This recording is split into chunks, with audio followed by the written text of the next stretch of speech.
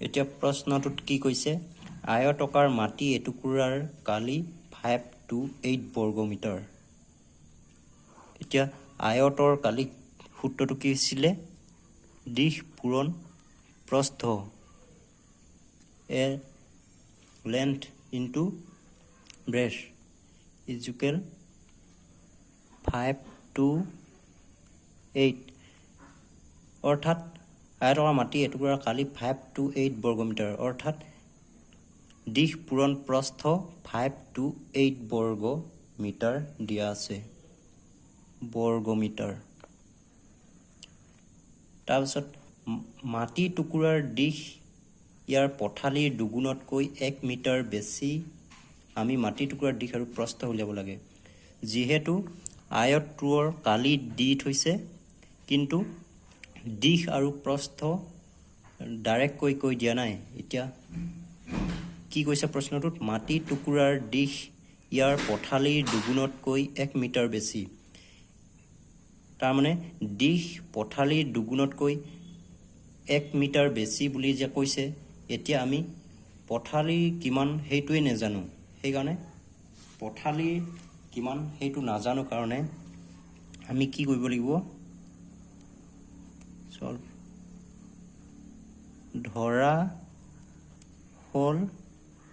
ধৰা হল মাটি টুকুৰাৰ প্ৰস্থ বা পথালি x মিটাৰ ধৰি লৈছো কি কাৰণে ধৰি লৈছো কাৰণ পথালিটো দিয়া নাই কিন্তু দিশটো দিয়া আছে কিন্তু দিশটো ডাইৰেক্টকে দিয়া নাই অৰ্থাৎ পথালিৰ দুগুণতকৈ 1 মিটাৰ বেছি এতেকে কি হ'ব এতেকে মাটি টুকুৰাৰ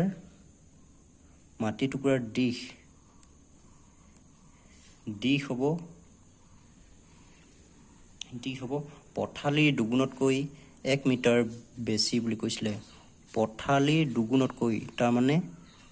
2x 1 মিটাৰ বেছি বুলি কৈছে সেইকাৰণে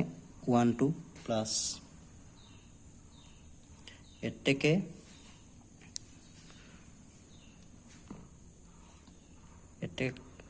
কালি হ'ব কালি হৈছে দিশ পূৰণ প্ৰস্থ ইয়াত দিশটো দীঘল প্ৰস্থটো ছুটি সেইকাৰণে প্ৰস্থটোৱে আগত লৈছো x 2x plus 1 প্লাস এইটো পূৰণ কৰিলো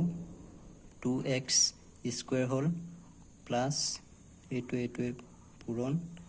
x ইমানখিনি হল তাৰ পাছত কি দিয়া আছিল যেহেতু l into b দিশ পূৰণ প্ৰস্থ 5 to 8 বৰ্গ মিটাৰ দিয়া আছিল সেইকাৰণে এতেকে প্ৰশ্ন মতে 2x স্কয়াৰ প্লাস x দিশ পূৰণ প্ৰস্থ মান 5 to 8 বৰ্গ মিটাৰ এতিয়া কি কৰিব লাগিব plus 2x square plus x এইটো এফালে আহি গল 5 to 8 এফালে কি হল 0 এতিয়া কি লিখিব লাগিব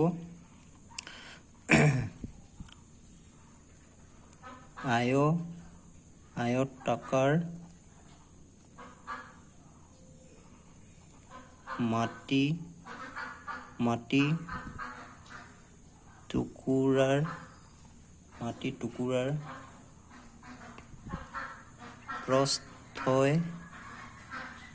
প্ৰস্থই সিদ্ধ কৰা সমীকৰণ সিদ্ধ কৰা 2x square plus x minus 5 to 8 is equal to 0a হৈছে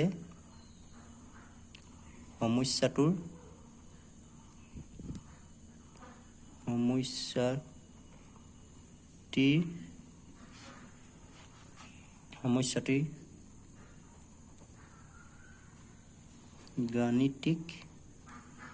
গাণিতিক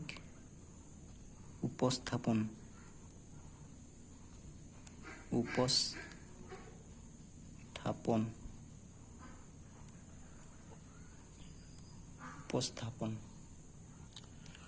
অৰ্থাৎ এই প্ৰশ্নটোত কি কোৱা আছিলে তলৰ পৰিস্থিতিকেইটাক দ্বিঘাত সমীকৰণৰ আৰ্হিত প্ৰদৰ্শন কৰা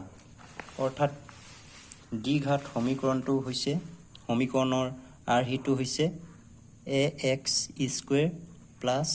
bx plus c is equal to 0 এতিয়া এই